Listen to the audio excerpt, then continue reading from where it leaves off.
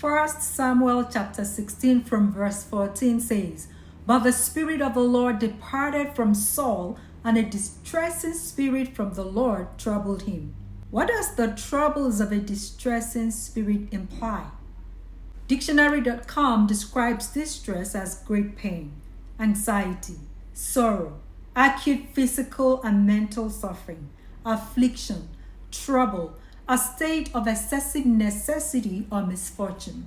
It also adds hardship, worry, bother, subject to pressure, stress or strain, embarrassed or exhausted by strain.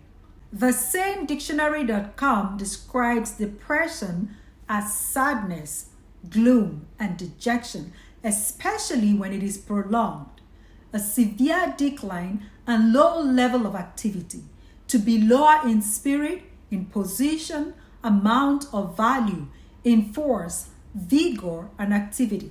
Can you see the correlation between distress and depress?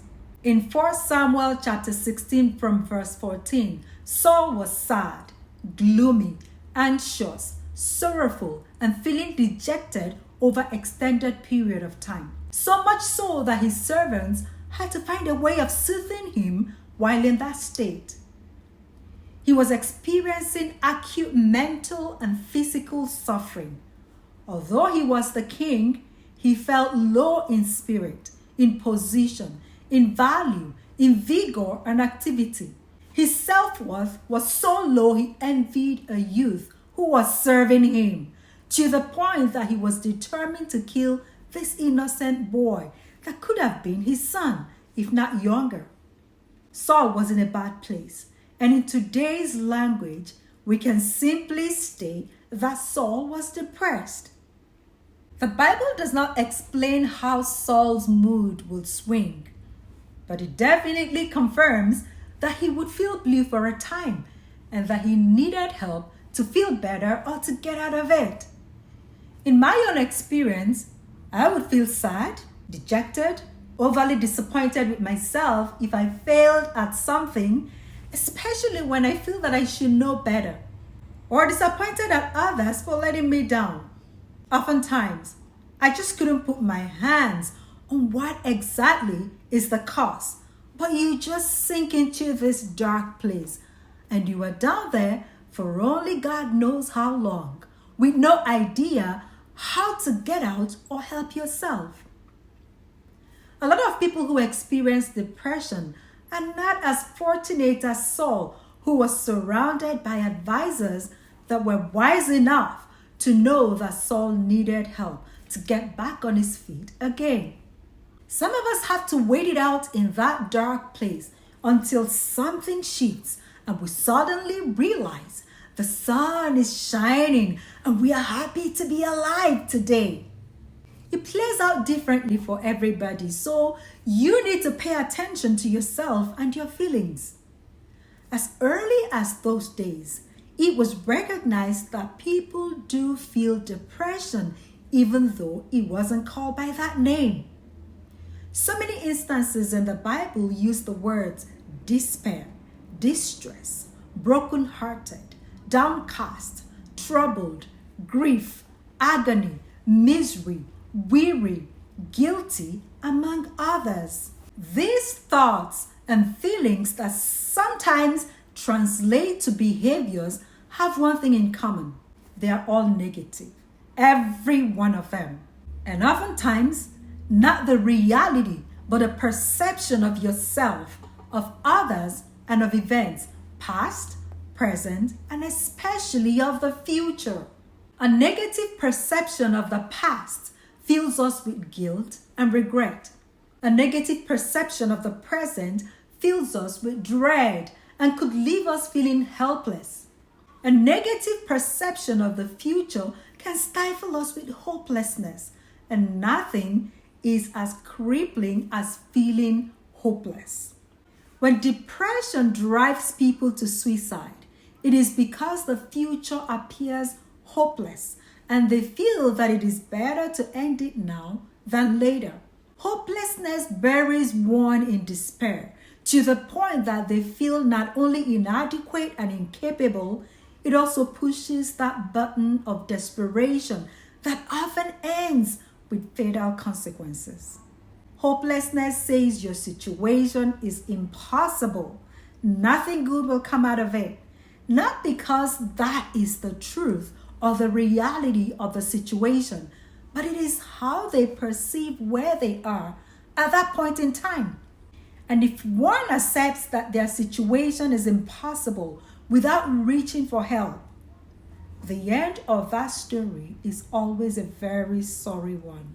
Let's step back again to the earlier definitions of distress and depression: sadness, gloom and dejection, decline and low level of activity, lowliness in spirit, in position, in value, in vigor and activity. Is there anyone who has never felt sad, gloom, dejection, weak and lowly in spirit? I'm pretty sure every one of us at some point in time in our lives have felt one or more of those negative emotions. Does that automatically imply that we are suffering from depression? Don't forget that the description included that these feelings have to occur over prolonged periods. World Health Organization's definition of depression is also in line with these feelings recurring and experienced over extended periods. Let's be clear here. We all go through seasons of negative emotions. It could be caused by losses, unpleasant experiences, and difficulties. Some of us will go in and come out just like that. However, when it lingers and it recurs, that is a signal to watch out for. When you are feeling incapacitated and overwhelmed over extended periods by these negative emotions, it means that it's going beyond what you can handle. And external help may be what is needed to get you through it. In Saul's case, those around him recognized that he couldn't snap out of it. It was obvious that he couldn't shake it off. He couldn't shake off those overwhelming emotions and cheer up himself, so they encouraged him to get help. At the time, the available help for Saul was music, which can be therapeutic. They got David to play whenever that distress came upon Saul, and they noticed that music brought relief to Saul. Music helped him crawl out of that dark hole to become himself once again. Today, there are many forms of help and support for people going through different levels of depression. Some of them include therapies, lifestyle changes, and medication. Like Saul had to accept the advice of his people and explore the help available. You are responsible for exploring the help available for your situation. You have to take the lead in that if you can, or allow those in position to help you get that. This is your life, and there are so many things you can do to push your way through. You must be determined to go for it and to stick with it so that it works for you. Let's take a little exercise. Are the negative emotions you are feeling recurring over extended periods? Do you feel overwhelmed to the point that it is affecting the quality of your life and your productivity? Do you want to get better? Will you commit to check out the help that's available for your situation and to take advantage of it? Don't forget that Saul, whatever his flaws, was willing to get help. How much more you? Please reach out today. Ask questions. Get contacts. Make that call. Do whatever it takes to get the help you need. And don't push it to tomorrow. Every little step you can take today means more than a big step planned for tomorrow. Don't forget to subscribe and share this with family and friends. Be inspired. You are a star, and it's your time to shine.